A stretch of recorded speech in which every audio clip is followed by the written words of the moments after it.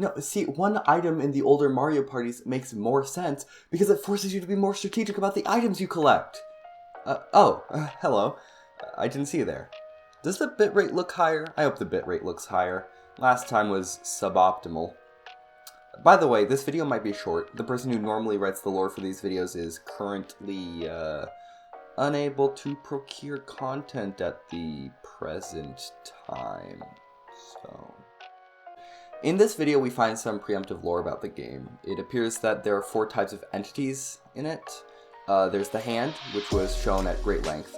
The stare, which currently just spawns randomly and kills the player if they look at it.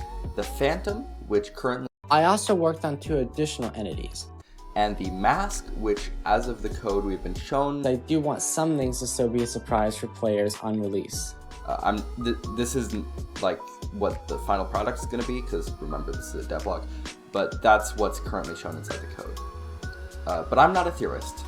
I leave that to the professionals, the funny people, but they are gone, and yet the one-day upload schedule must remain, so I'll just talk about what I know, the code, and leave the lore review for a future video. Once again, a bit of code has gone visible on screen. Actually, not really a bit this time, a lot of code has gone visible on screen. 2 whole files, in fact, entities.cs and hand.cs. Here's everything that I found notable to mention in these files. First, both files have their own definition of what ending the game looks like. Both are implemented the same, with just a simple command to reload the scene. And the problem with this being implemented this way doesn't really appear until later. Assuming that Windu prefers adding more code rather than refactoring old code, this will stay separated.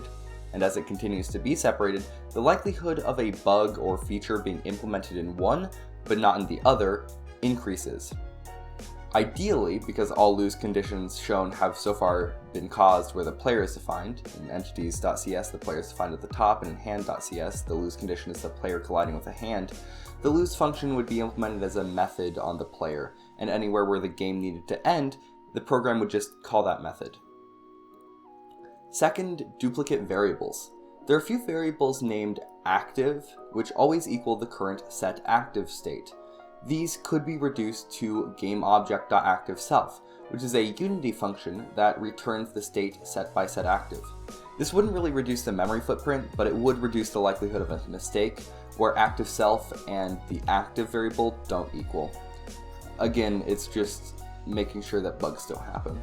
Third, the number 120 in spawn entities seems like a magic number. According to Wikipedia, a magic number in programming is a unique value with unexplained meaning or multiple occurrences which could preferably be replaced with a named constant. It doesn't really seem like there's any reason 120 was chosen specifically. This number should probably be left open to the editor, much like the other spawn chances, both so that it's easier to change in the case that spawns are too frequent or infrequent, and also for consistency. Finally, code style. There's a couple things inside this category that I'd like to note. First, comments. In the function spawn entities, there are a couple more comments than would probably be necessary. Random.range is probably not obtuse enough to be deserving of its own comment. Neither is base value, although this variable could be refactored to just be called a minimum value if it's more readable that way. Next, in the if statements, the equals false block could be changed to a logical not operator. Although to be frank, this one wouldn't really impact performance in any sort of meaningful way. Logical not is convention.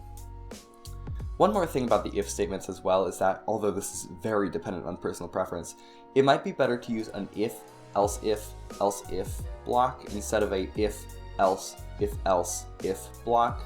This is a personal preference though, and mostly just depends on whether you think base value plus phantom spawn chance or mask spawn chance plus phantom spawn chance is better looking. What isn't personal preference is that these spaces are inconsistent and can make it hard to read.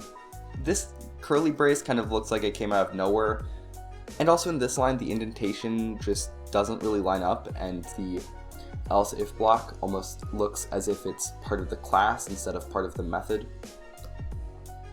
Anyway, we over at Rabbit Shark Holdings, LLC, the non-profit tax-exempt organization that we funnel all of our money through, continue to send our best wishes to Star Dolphin, Windu, and to the game. And remember, if you ever need to contact us, just whisper the message into the ear of a pigeon. It will arrive.